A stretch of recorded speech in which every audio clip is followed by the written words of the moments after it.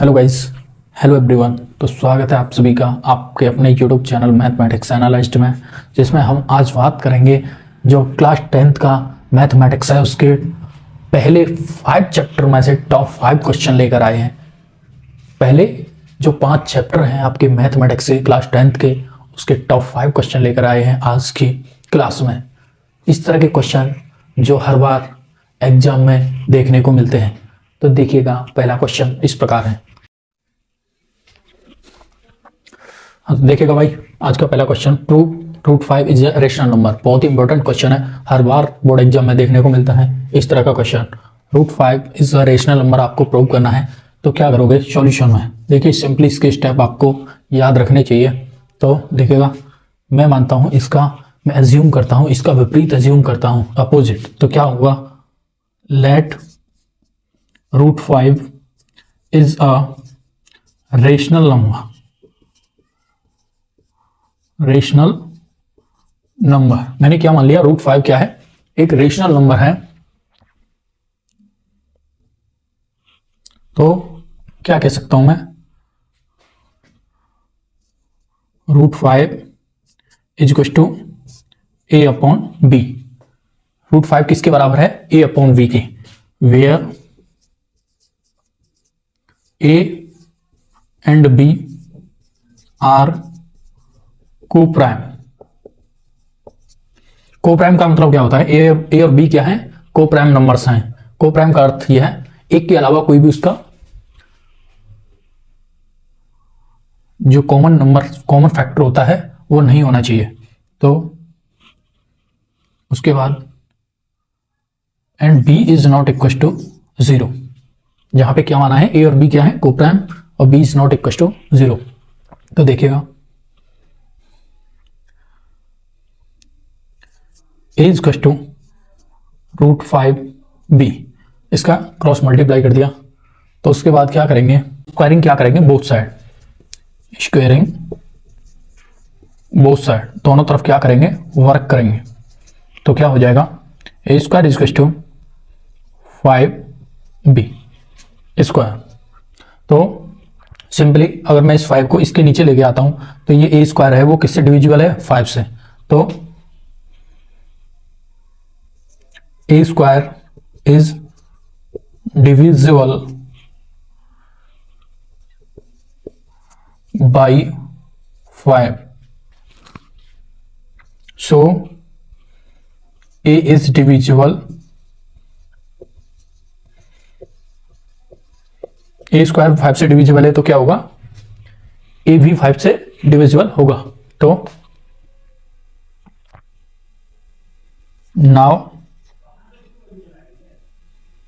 आप लिख लीजिए let a is equal to 5 के, क्या ए की जगह पे मैंने 5 के मान लिया, ए के बराबर। तो 5 के स्क्वायर यहां पर रख दीजिए बराबर 5b स्क्वायर। ये कितना हो जाएगा? 25 के स्क्वायर। इससे ये कट जाएगा तो क्या बचेगा? 5 के इक्वल टू बी स्क्वायर। तो के इक्वल टू क्या आ गया? B square upon 5। हियर क्या लिख सकता हूं? B square is divisible by 5। So b is divisible by 5 होगा। तो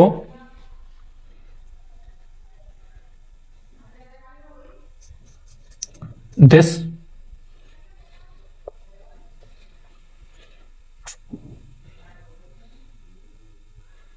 A and B have a common factor other than 1। Other than 1 हम कह सकते हैं एक के अलावा क्या है? कॉमन फैक्टर है, क्या है? 5। This implies that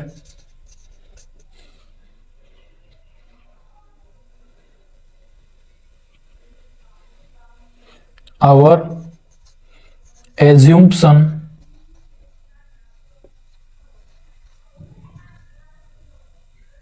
has a contradiction.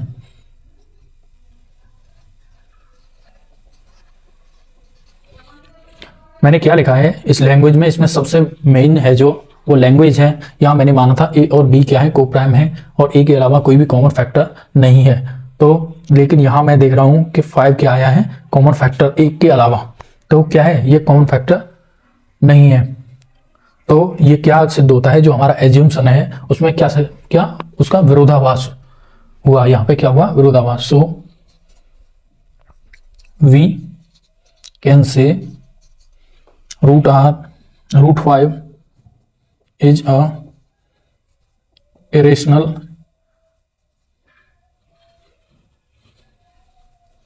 number। ठीक है भाई, बहुत ही इंपॉर्टेंट, वेरी इंपॉर्टेंट क्वेश्चन है, हर बार क्वेश्चन पूछा जाता है इसमें। √5 √2 दे सकता है, √3 दे सकता है, इस तरह का क्वेश्चन हर बार एग्जाम में आता है। तो देखिएगा इसके बाद नेक्स्ट क्वेश्चन देखिएगा भाई, सेकंड क्वेश्चन है, बहुत ही अच्छा क्वेश्चन है। x² - 2x - 8 find zeros and verify the relationship between zeros and coefficient. इस तरह का क्वेश्चन अगर सेकंड चैप्टर से बनता है तो इस तरह का क्वेश्चन देखने को मिलेगा आपको 100%।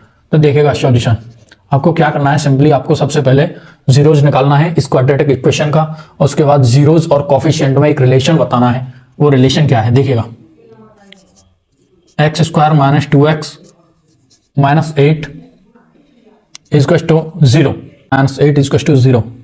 तो इसके फैक्टर करेंगे तो देखिएगा x², इसे किस तरह लिखेंगे, ब्रेक करें तो ब्रेक कैसे करेंगे, इसके मल्टीप्लाई के बराबर हो, इसके सम के बराबर हो। तो क्या लिख सकते हैं, -4x + 2x - 8 इक्वल टू 0।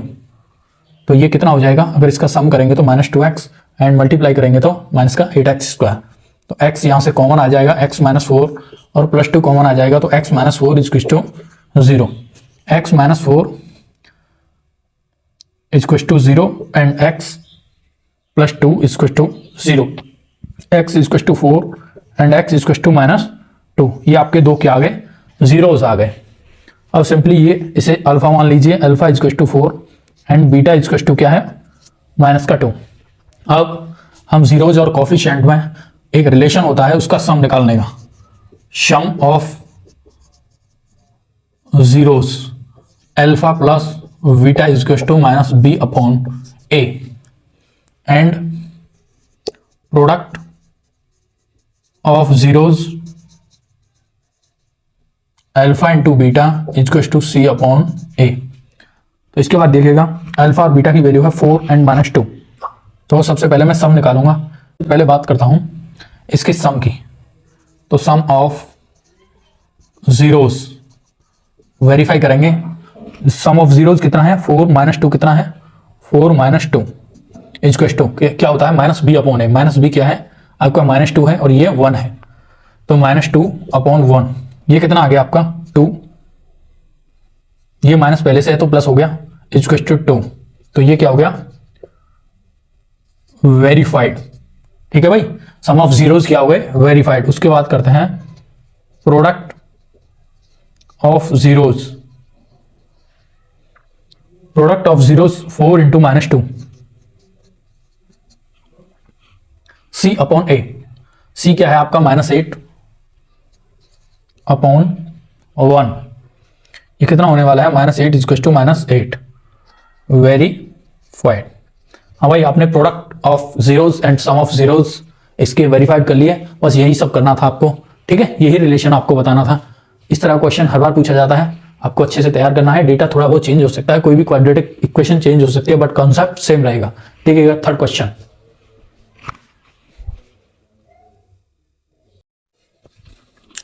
देखिएगा भाई, आज की सीरीज का तीसरा क्वेश्चन है, बहुत ही इंपॉर्टेंट क्वेश्चन है। इस तरह क्वेश्चन बनता है, अगर तीसरे चैप्टर से कोई भी क्वेश्चन बनेगा तो सिंपली यही क्वेश्चन बनेगा। थोड़ा बहुत डेटा आपका चेंज हो सकता है, 3 की जगह पे 2 हो सकता है, 2 की जगह पे 4 हो सकता है, बट क्वेश्चन चेंज नहीं होने वाला। तो देखिएगा इस तरह क्वेश्चन को कैसे करेंगे, सब्स्टिट्यूटिंग मेथड से करना है। तो पहली जो इक्वेशन है वो है 2x + 3y = 11। आपकी जो दूसरी इक्वेशन है वो है 2x - 4y = -24। अगर मैं पहली इक्वेशन से from first equation x equal to x की वैल्यू निकालूं तो क्या होगा, 2x equal to 11 minus 3y and x equal to 11 minus 3y upon 2। ठीक भाई, ये आ गई आपकी x की वैल्यू।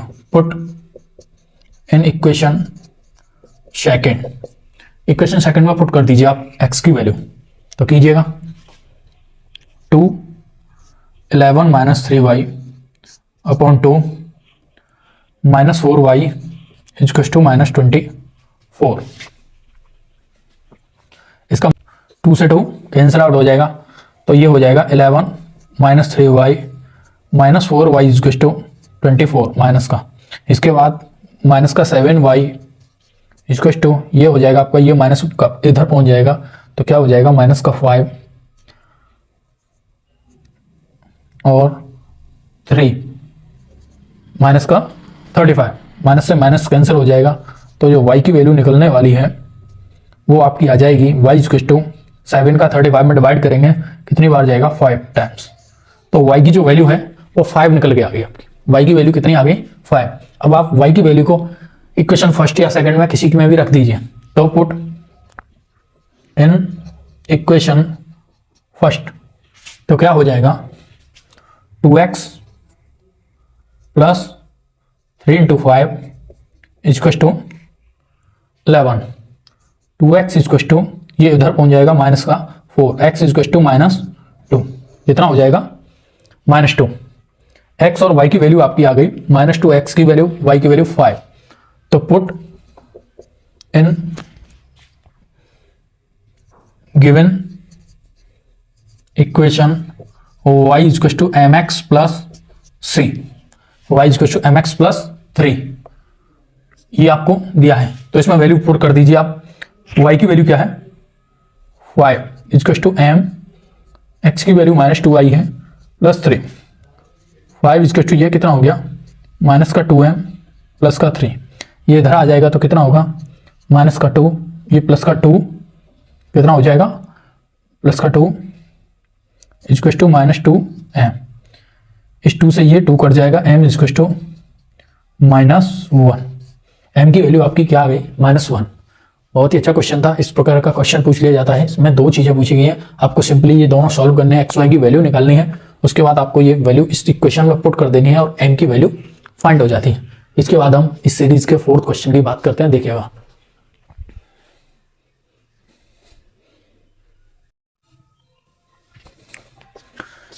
देखिएगा भाई, इस तरह का 4th का क्वेश्चन बहुत अच्छा क्वेश्चन है। ये 4th चैप्टर से कोई भी क्वेश्चन बनेगा वो लैंग्वेज पे डिपेंड करेगा, लैंग्वेज वाला क्वेश्चन होगा और सिंपली आपको लैंग्वेज को समझना है और अच्छे से क्वेश्चन को करना है। देखिएगा, the altitude of right angle triangle is 7 centimetre less than it's base. कोई राइट एंगल ट्रायंगल है, इसमें क्या है, ये 90 डिग्री का एंगल बना हुआ है ABC, और ये बोल रहा है is 7 centimetre less than it's base. इसका एल्टीट्यूड है, जो एल्टीट्यूड है इसका वो बेस से कितना है 7 सेंटीमीटर लेस देन है, तो मैंने इसका बेस मान लिया x, तो जो एल्टीट्यूड होगा वो कितना होगा x माइनस 7, और जो इसका हाइपोटेन्यूस है वो कितना दिया है 13 centimetre. Find the other 2 sides, ये दोनों साइड्स आपको निकालनी है। तो सिंपली अगर हाइपोटेन्यूस राइट एंगल ट्रायंगल है तो पाइथागोरस यूज कीजिए। क्या है, कर्ण का स्क्वायर क्या है, हाइपोटेन्यूस का square is equal to perpendicular square plus base square. तो ये कितना हो गया हाइपोटेन्यूस का स्क्वायर 13 का square is equal to perpendicular square x minus 7 का होल स्क्वायर प्लस बेस का स्क्वायर x स्क्वायर। सिंपली ये हो जाएगा 169 इज इक्वल टू, ये होने वाला है, इसे खोल दीजिए, x square plus 49 minus 14x plus x square. ठीक है भाई, तो इसे इधर ले जाएंगे, ये 2x स्क्वायर, ये क्वाड्रेटिक इक्वेशन होने वाली है आपकी, माइनस 14x, और ये हो गया आपका 9 कितना हो गया, ये इसमें से घटाना है, तो माइनस का 9 में से 9 गया 0, 6 में से 4 गया 2 एंड 1 120 इज टू 0। अब सिंपली 2 का डिवाइड कर दीजिए पूरे में, ये हो जाएगा x square minus 7x minus 60 is to 0। अब आपको इस तरह ब्रेक करना है, बीच वाले सम के बराबर आ जाए ये मल्टीप्लाई के, तो ये हो जाएगा x square minus 12x plus का 5x minus 60 is to 0। Quadratic equation के जीरोस निकालना मैंने सिखा दिया है, तो आपको निकालिएगा। ये x आ गया, x minus 12 plus 5 x minus 12 is to 0। तो x plus 5 is to 0 and x minus 12 is to 0। अब simply x is to minus 5 and x is to क्या आ गया 12। माइनस में कभी भी लेंथ नहीं होते, तो जो हम लेंगे वो क्या लेंगे, x इज टू 12।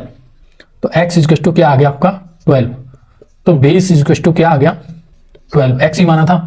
और एल्टीट्यूड कितना हो जाएगा 12 माइनस 7 इज टू 5 सेंटीमीटर, ये 12 सेंटीमीटर। ठीक है भाई, इस तरह आपकी जो दोनों अदर साइड्स हैं जो निकालनी थी वो आ चुके हैं 12 एंड 5। ठीक है भाई, अब क्वेश्चन की बात करते हैं, लास्ट क्वेश्चन इस सीरीज का देखिएगा।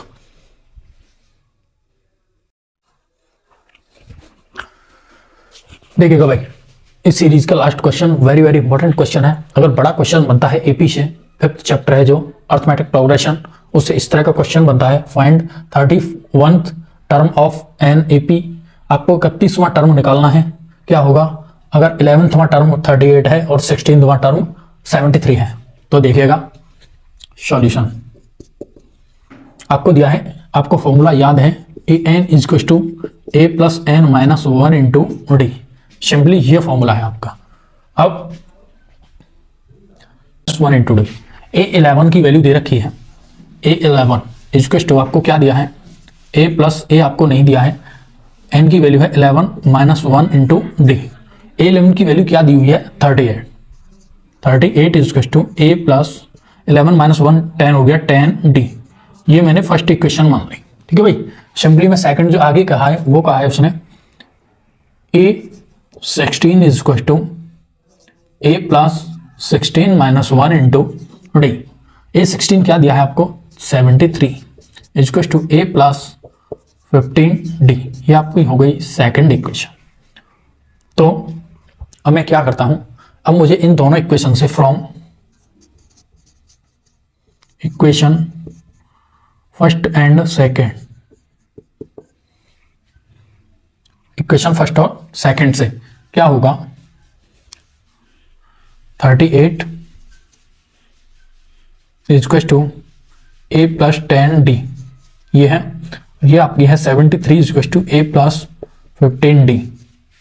मैं क्या करता हूं, फर्स्ट में से सेकंड को माइनस करता हूं, तो ये कितना हो जाएगा 13 में से 8 गया 5, ये 6 बचा, 6 में से 3 गया, कितना बचा 3 माइनस का 35 इसको टू ए से ए क्या हो गया कैंसिल हो गया, ये बचा आपका माइनस का 5D। इससे ये माइनस से माइनस कैंसिल हो गया, तो डी इज टू आपका निकल के आया, डिवाइड कर देंगे तो 7। सिंपली जो डी की वैल्यू है वो आपकी क्या निकल के आ गई 7। अब डी की वैल्यू को आप इक्वेशन फर्स्ट या सेकंड किसी में भी पुट कर सकते हो, तो पुट इन इक्वेशन फर्स्ट, मैंने फर्स्ट में पुट की, 38 is to A plus 10 into d की वैल्यू क्या आई है आपकी 7, तो 38 ये कितना है 70, तो ये इधर आ जाएगा माइनस का 70 इज टू A, कितना बचेगा भाई